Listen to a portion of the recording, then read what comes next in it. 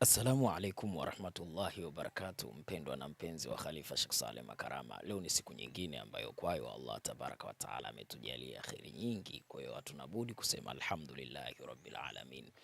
Na leo ni siku ambayo kama hujawahi kutusikiliza kwa umakini, basi leo natakiwa utulize fikra zako na akili yako kwa ajili ya kukaa kusikiliza darsa zuri na historia nzuri au hadithi nzuri au kisa kizuri ambacho huenda nawe unapitia haya katika maisha ambayo unayoishi nayo. Kwa kupitia kisa hiki itakuwa ni sababu ya wewe kunusurika na dhiki na tabu unazozipitia. Kama kutakuwa kuna jambo lolote wahitajia kwetu sisi, ima ni dua au dawa, basi namba za simu hizi hapo za kupiga kokote duniani na zinapatikana kwa njia ya WhatsApp, lakini pia vilevile unaweza ukapata kwa njia ya kawaida, nayo ni alama kujumlisha 25568914 Hiyo ndio namba ya WhatsApp na unaweza ukapiga kawaida kokote katika ardhi ya Tanzania, duniani kupitia WhatsApp unaweza ukatupata. Sitakuwa na mengi ya kuzungumza hapo awali, isipokuwa nataka twende in deeply katika historia ambayo hii imenikuta mimi binafsi na watu wangu ambao huwa tukutana nao katika shughuli hizi za matibabu. Siku moja miongoni mwa masiku nilikuwa katika ardhi hii ya Dar es Salaam. Nilipigiwa simu kwa mtu ambaye alipata namba yetu hii ambayo huwa tunaitaja mara nyingi katika mitandao ya kijamii. Na mtu huyu alikuwa akiishi katika ardhi ya Sumbawanga.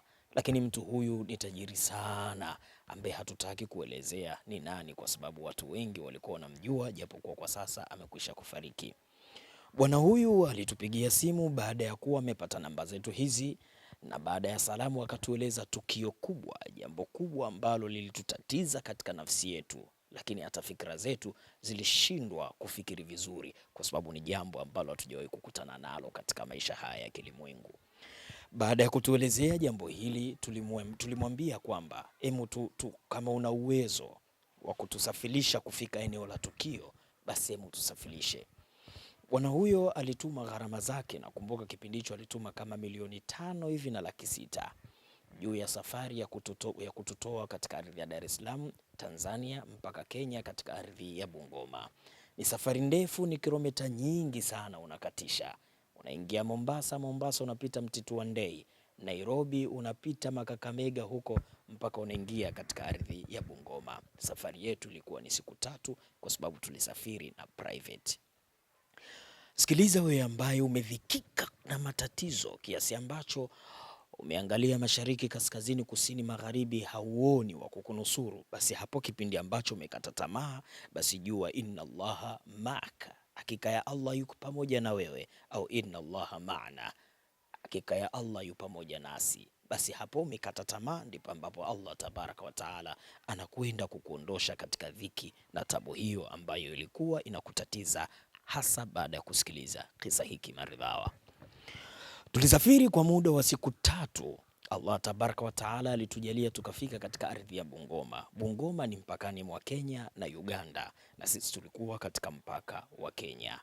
Katika ardhi hiyo tulikuja kupokelewa na vijana ambao walikuwa ni wakarimu sana na kutupeleka mpaka eneo husika ambalo tunatakiwa kupumzika, na ilikuwa ni hoteli nzuri sana katika ardhi ile ya Bungoma.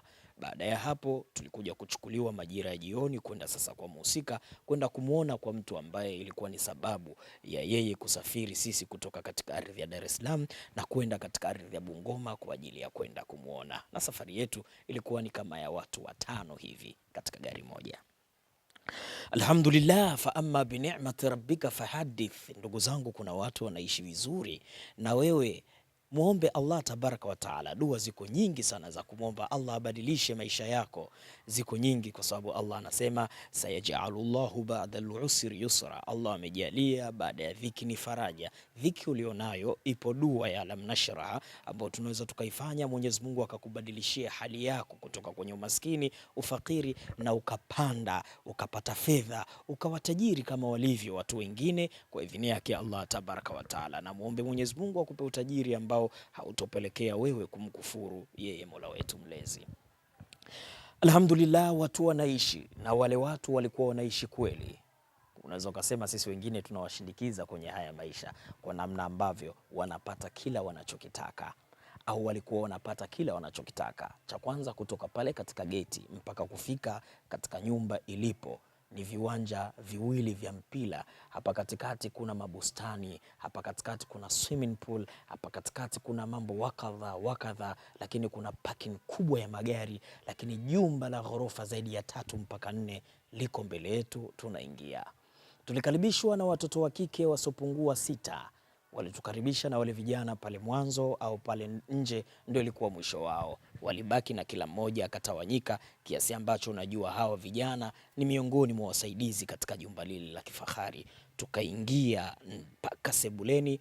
Baada ya kukaa kupumzika, kupata chakula, tukapelekwa sasa katika chumba kilichopo ghorofa ya 4, ambapo huko ndo tulimkuta muhusika mwenye sifa hizi hapa zifuatazo. Sikiliza hichi kisa kwa makini sana, na kwa idhini yake Allah tabaraka wa taala atakujalia kheri na saada na salama, nawe atakutoa katika dhiki na tabu uliyokuwa nayo.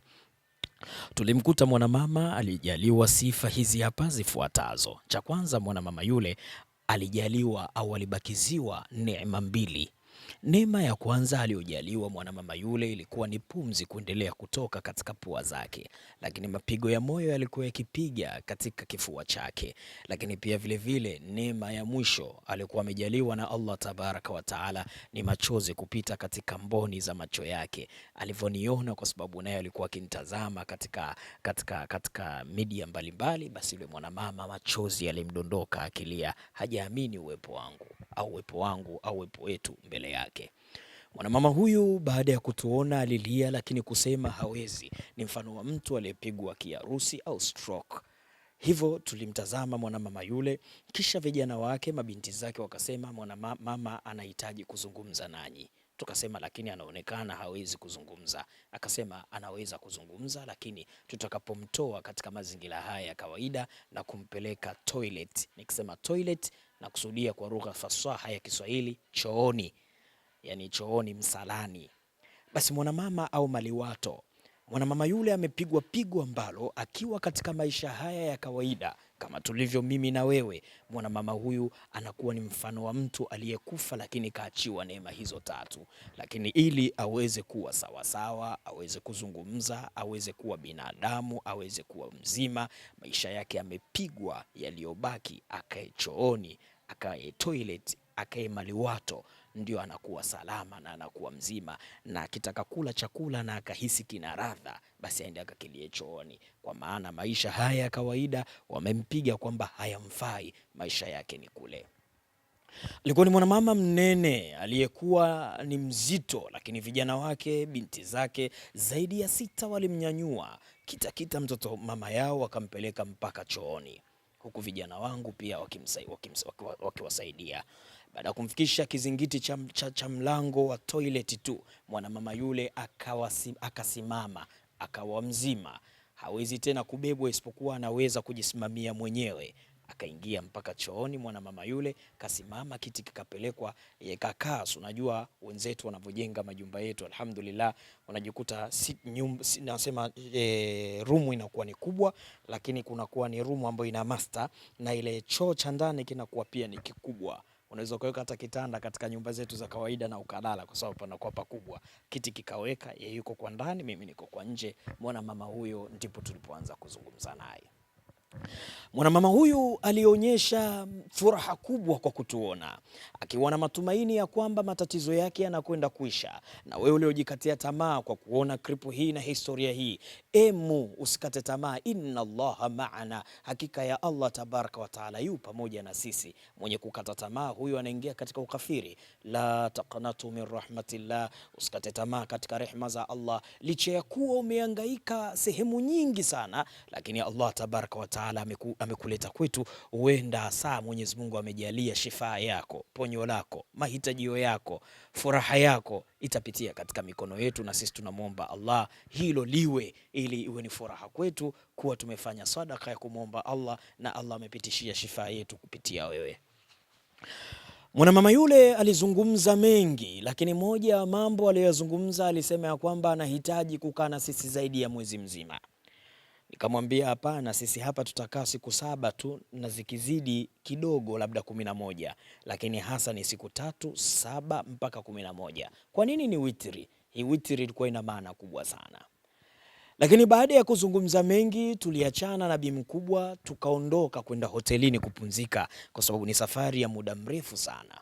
Lakini tukienda tukitafakari, hatujapatapo kuona maajabu ya namna hii, kwamba mtu akiwa katika ulimwengu wa kawaida, basi mtu huyu anakuwa hawezi kufanya chochote isipokuwa akiwa katika ulimwengu wa toilet, ulimwengu wa ulimwengu wa hubuth na khabaithi, yani wale mashaitani hubuth na khabaithi, ambao watu tunalaani pale tunapoingia na kumwomba Allah atukinge nao wale mashaitani.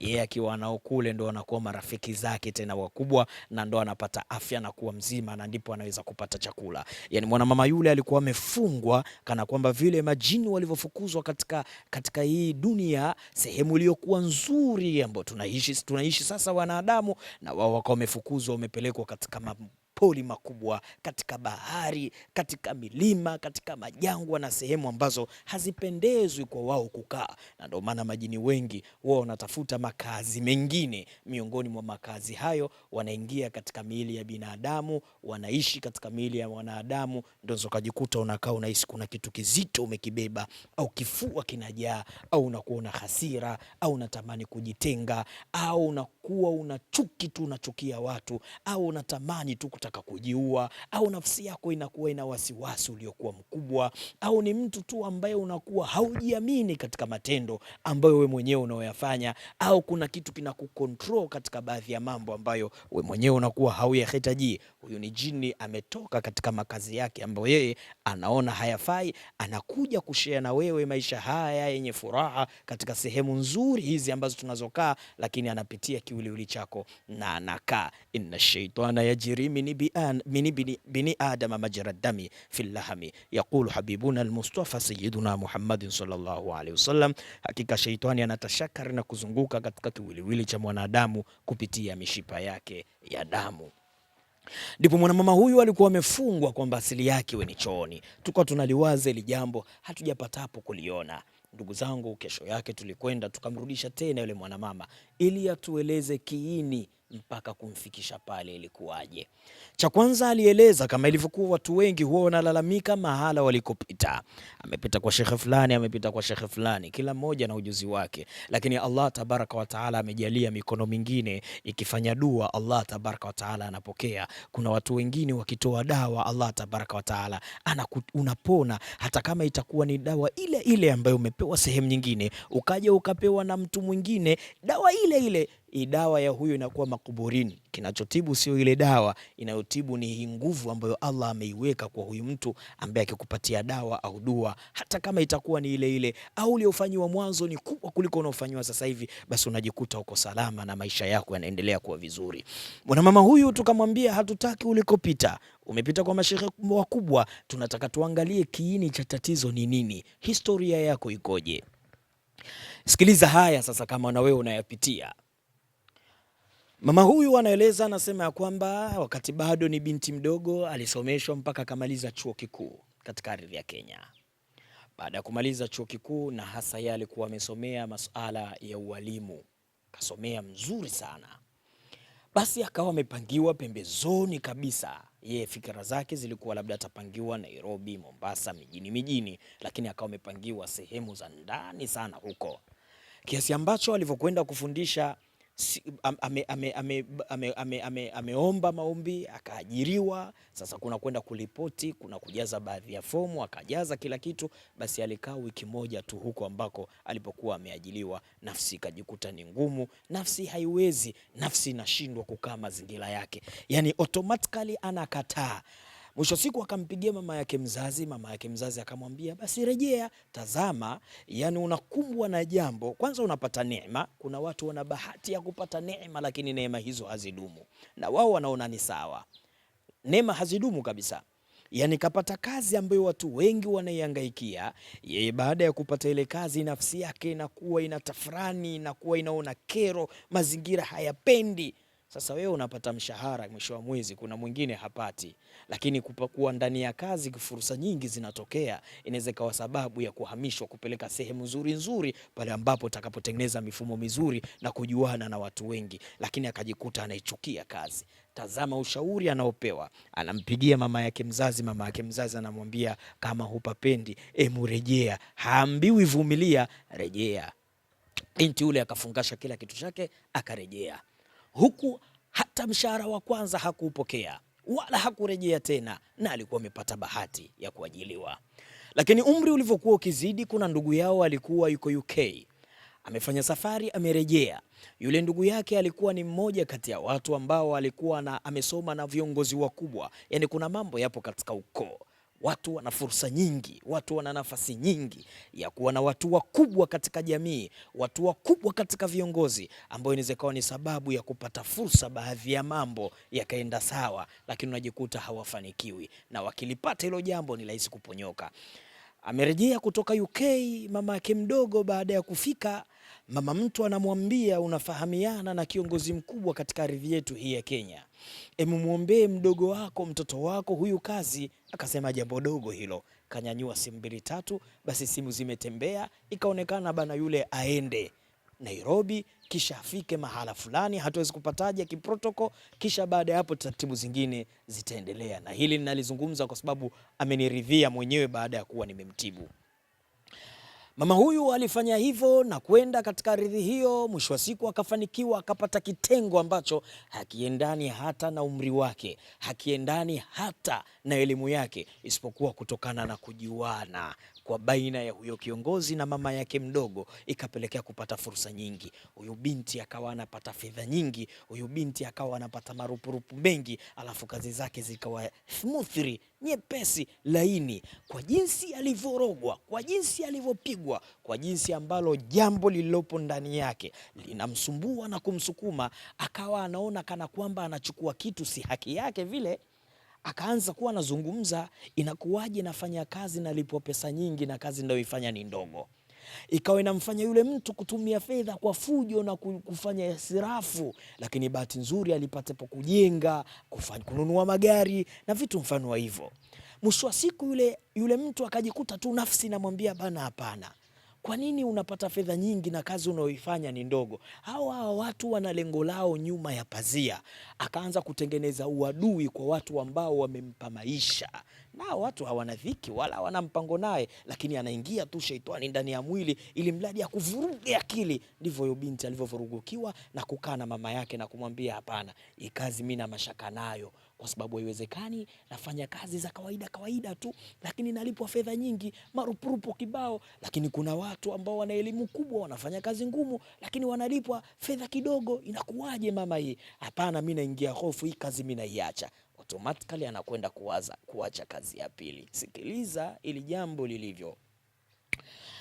Mama yule akaacha kazi ikaanza kumtafuta, wale mabosi wanampigia, bana we mambo yetu yalikuwa yanakwenda, ulikuwa na kipawa, ulikuwa na nyota. Kuna watu wana nyota mashaallah, yani wewe kuwa na itu karibu tu ya kwako yanakwenda. Kuna wanawake hapa wana nyota, lakini hawajawapata watu wa kutumia zile nyota walizonazo ili wakatajirika. Yani kuna mabinti hapa unanitazama, mna nyota kubwa sana ya riziki. Inawezekana nyota yako isifanye kazi kwako, lakini ikafanya kazi kwa mume wako. Inaweza isifanye kazi kwako, ikafanya kazi kwa mshirika unaoshiriki naye biashara zako. Inaweza isifanye biashara zake, inaweza isifanye kwako wewe, ikaja ikafanya kazi kwa kutumiwa nyota hiyo na kunyang'anywa, akaja akaitumia mtu mwingine, wewe ukabaki karasha, akakumaliza kabisa, alafu akaenda akafanikiwa, wewe ukarudi kwenye hasara, ukawa ni miongoni mwa watu wanaohangaika katika ulimwengu. Binti akaacha kazi ilikuwa inamtafuta, kazi ilikuwa inamhitaji. Kumbe kukaa kwake tu pale kuna mambo yalichangamka katika sekta waliokuwa nayo na kila wanachokihitaji, mpaka wakagundua kwamba binti huyu ana bahati, lakini ile kazi pia ikampotea. Kwa haraka kisa ni kirefu, huyu binti akaja akakaa nyumbani, shilingi 100 akawa anaitafuta. Lakini mwisho wa siku Allah hamtupi mja wake, kaangaika, mwisho wa siku akaja akampata mwanamume tajiri katika ardhi ya Bungoma. Akaja akamuoa. Baada ya kumuoa ndipo maradhi yalipoanza. Amebahatika kila mtoto aliyemzaa na historia yake, mpaka watoto 6, na wote akazaa watoto wa kike, kiasi ambacho mwanamume akaanza kusema, vipi na kuwaje unanishushia watoto wa kike? Mwanaume akatafuta mwanamke mwingine wa kumtafutia watoto wa kiume. Ugomvi ukaingia katikati mkubwa sana. Kipindi hicho mwanamama ameanza kuumwa, hajisikii vizuri, furaha ya mali yake haioni, furaha ya mme wake haoni, furaha ya watoto wake haoni. Mwanamama huyu anakaa ndani, mwanamama huyu asili yake yeye ni kulala tu. Mwanamama huyu akahisi kwamba mwanamume sasa ananikimbia, anaghibu. Na wale ambao mnazaa watoto wa kike tu, mshukuruni Allah tabaraka wa taala, kwa sababu unaweza kuzaa watoto la kiume likaja likawa jambazi, siku moja unatoka msikitini linakuniga mpaka wewe baba yake mzazi, mpaka aje asikie sauti, kumbe ni babake. Wallah. Na kuna wengine wanapata watoto wa kiume tupu, mshukuruni Allah. Unaweza kupata mtoto wa kike akawa kahaba, mkatika hovyo mitandaoni. Kuna watu kazi yao wakiamka asubuhi tu, kiuno gani akakikate katika mitandao TikTok, Instagram, Facebook, YouTube, akakate mauno tu. Mwisho wa siku yale mauno atayakata na kumpata kumtuliza katika hayo mauno, asionekani, umri unapea, mtoto anazidi kuharibika na kuwa na sifa mbaya. Mwisho wa siku anapokuja kutaka kutulia, tayari jamii shamkataa. Anakuwa kama Ibilisi vile. Ibilisi aliwakataa watu wake, akaenda mbinguni, alafu akashuka na jeshi la malaika akawapiga majini wenzie. Hasadi kamuingia, alivyopanda akalaaniwa, alivyoshuka jamaa na ndugu zake katika majini wakamkataa. Mtoto wa kike anakuwa mchafu kwa sababu mitandao inatunza. Wewe una posti na mwingine anachukua, ana posti inakwenda. Nani atakuoa kahaba? Au innal khabithina wal khabithati wal khabithati lil khabithina. Ndio unajikuta mtu mwanaume mbaya anaoa mwanamke mbaya, na mwanamke mbaya anaolewa na mwanaume mbaya. Wote wanakuwa wabaya, hawafiki malengo. Wakishachoka, wamedhoofu, miili yao wameichosha, ndio mtu anatafuta sasa stara iliyonyooka, wakati umekwisha kuharibika. Mwanamama huyu akajikuta yupo katika njia panda na mwanaume ameachana naye.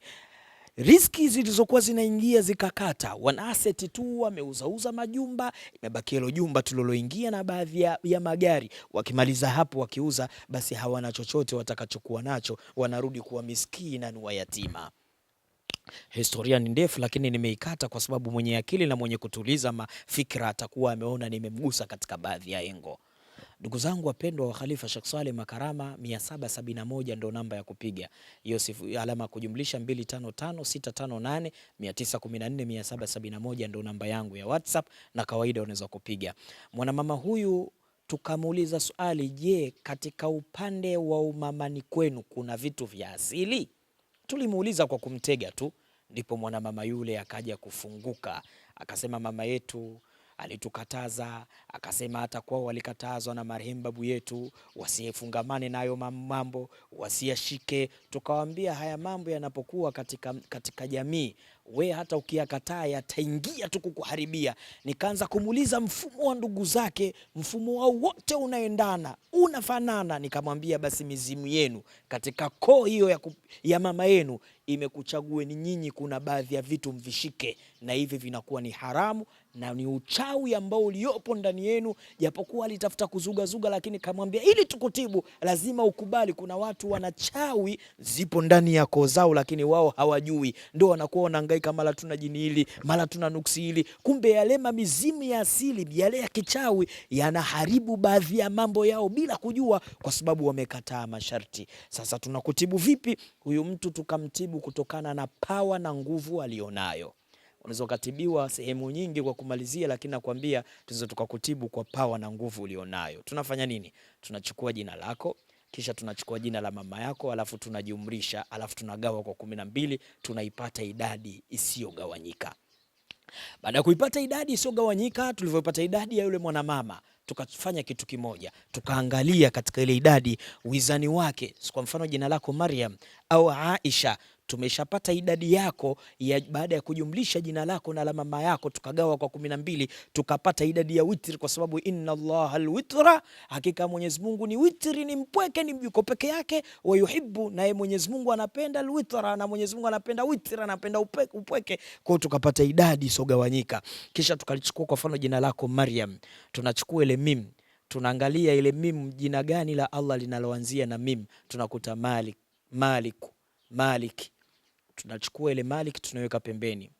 Maryam. Yau, kuna jina gani la Allah linaanzia na yau? Ya Qahar, hurufu nida tukaweka ikakaa pale. Tukachukua tena mimu ile Maryam mpaka tukapata. Baada ya kupata idadi ya majina labda ni 3 mpaka 4, haya wanagaiwa watu na wanataja mara idadi ya ile hesabu tuloipata baada ya kugawanya kwa 12 na tukapata hesabu isogawanyika baina ya jina lako na la mama yako, yanatajwa. Kwa hapa kinachokuwa kinafanyika ni kitu kimoja. Cha kwanza ni jina lako ndo linasomwa, kwa sababu katika kila herufi ya Allah, herufi ya mwanzo ni jina lako, mbele ndo jina la Allah. Kwa hiyo jina la Allah, majina haya 4 anaitwa Allah kupitia jina lako na nguvu yako mara idadi ya asili yako baina yako wewe na mama yako. Hapa tunafanya ufunguzi na fathi na kuyafunga yale mamizimu, kwa sababu kila baada ya muda anawekania, wallahi wa billahi, yule mwanamama alisimama siku hiyo hiyo, wala haikusubiria kesho. Tupo katika dua tunafanya, yule mwanamama alitapika sana vitu vyeusi, alitapika sana vitu vya ajabu, akawa anabeua, na kadri anavyozidi kubeua ndivyo ambavyo anavyopata afya, ndivyo ambavyo anarejea katika hali yake ya kawaida. Kuna watu hawatibiwi kwa dawa, kuna watu wanatibiwa kwa dua na kwa nguvu ya asili iliyoko ndani yake. Yule mwanamama akapona kabisa, akasimama siku hiyo. Ilikuwa ajabu, amepita kwa mashehe wengi unaowajua wewe, maarufu na wasio maarufu. Dawa amekunywa mpaka akinywa mwenyewe anajua hii hapa Mjafari, hii dawa imetoka wapi, kwa sababu kashazinywa sana. Lakini tumekwenda tukamfanyia dua kwa nguvu yake. Lakini pia vichinjo vilihusika, maana lazima tuangalie, je, we nyota yako imesimama vipi, inapawa kiasi gani nyota yako, ili tuweze kuwafunga hawa naweze kuwa huru. Lazima tutumie labda kondoo 7 au kondoo 11 au kondoo 5. Hapa katika kuchinja hapa tutakuja kuelekezana vizuri. Watu mna vipawa vikubwa na vichinjo vinatakiwa viendane na vipawa mlivyo navyo. Inna a'tainaka al-kauthar fasalli li rabbika wanhar, hakika Muhammad tumekupa kauthar, fasalli li rabbika wanhar, swali kwa ajili ya Mola wako na uchinje. Na nitakuja kukuelezeni vipi baba yake Muhammad alivyokombolewa kwa kuchinjiwa, ngamia 100. Ilitokana na nini? Je, wewe uchinjiwe wangapi ili utoke katika hali uliyokuwa nayo? Tutafute wizani wako, tukutibu kupitia adhkari, tukutibu kupitia vichinjo, tukutibu kupitia siku, tukutibu kupitia nyakati na rangi. Kwa idhini yake Allah tabaraka wa taala, Mwenyezi Mungu atakujalia kila la kheri inshallah. 771 hiyo namba inayoishia ndo namba ya kupiga, nitafute tuweze kuzungumza inshallah. Kwa idhini yake Allah tabaraka wa taala, mahangaiko yako yatakuwa yamefikia mwisho inshallah. Tusikose sehemu ya pili ya kisa hiki. Sasa nimalizie, mwanamama huyu baada ya kupona akafurahi, katibiwa na wengi, ametibiwa na kijana mdogo Sheikh Khalifa. Anaambia sasa Sheikh, na watoto 6 hapa wa kike, mashaallah, sijui nikupe yupi, maana na watoto 6. Sasa mimi akili yangu nikaanza kutazama hapa, nikiambiwa kuchagua na chagua yule mdogo. Basi mwisho wa siku yule mwanamama anasema bahati mbaya wote wameolewa.